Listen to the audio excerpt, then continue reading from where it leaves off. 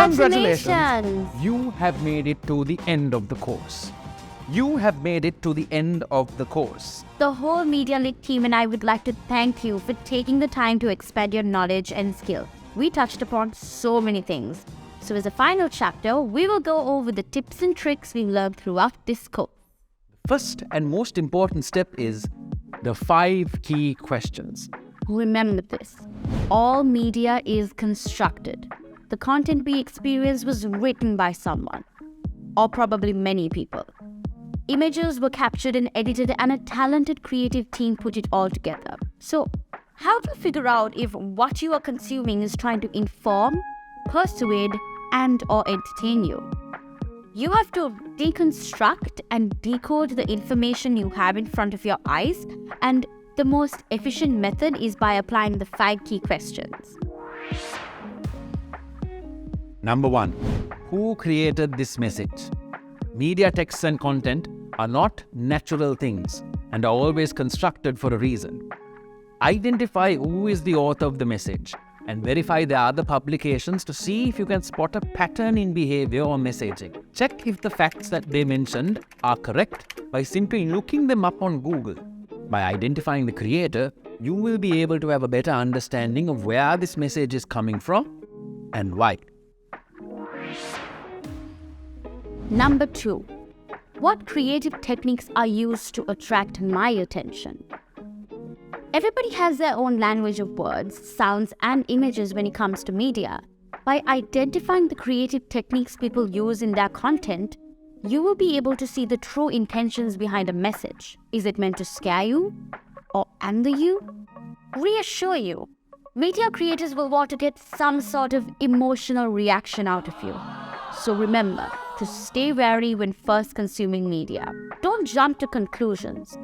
Take the time to understand how the words have been phrased, how the music is used, or even how the lighting in the photography might be used to create an emotion. Number 3. How might different people understand this message differently? Each person has their own life experiences, culture, traditions, upbringing, education, etc. Therefore, each individual will have their own unique interpretation of a message.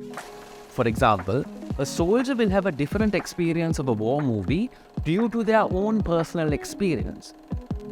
That being said, a lot of people will have a lot of similarities, which creates niche markets that advertisers and creators can target.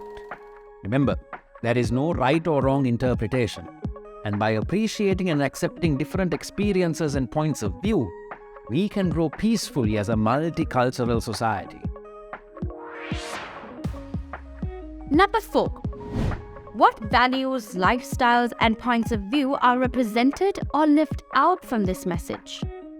By uncovering the values and viewpoints of a message and its creator, we can understand what the real message behind it is.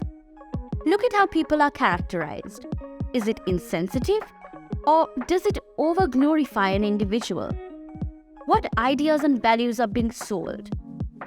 Is the message judgmental? How are they asking us to treat others? Does it include generalizations or stereotypes? And finally, what was left out? Number 5. Why is this message being sent? The final key question. You see, most media have been created as money-making enterprises, and since the arrival of the internet, a lot of media has become more persuasive in nature. At the same time, the internet provides us with more than enough tools to identify and decode a message. Always ask yourself, who is in control of the creation and publication of the message? Who is their target audience? Why is that their target audience? Who profits or benefits from this message? Is there an economic or political context to this message? On top of the 5 key questions, remember that it's our job as democratic individuals to verify and keep media entities responsible for what they post online or offline. If your uncle or auntie is sending you nonsense and trying to start some kind of division, tell them to stop. and explain the situation so that they can be educated on the matter and share the knowledge with their friends. Remember that stereotypes are all around us, but just knowing that they're there can be the first step to dismantling them. Dropping our stereotypes can help us genuinely connect with people and learn from and even enjoy our differences. And finally, control the technology. Don't let it control you. Social media platforms, phone companies, and search engines know more about you than you might know about yourself. Disconnect yourself from the online world and media world at least one day a week to stay healthy and keep from sinking into a case of mean world syndrome. You and I have more power than we realize, and by making thoughtful decisions, we can protect not just ourselves, but the people around us. Congratulations and hope to see you soon. Take care. Take care.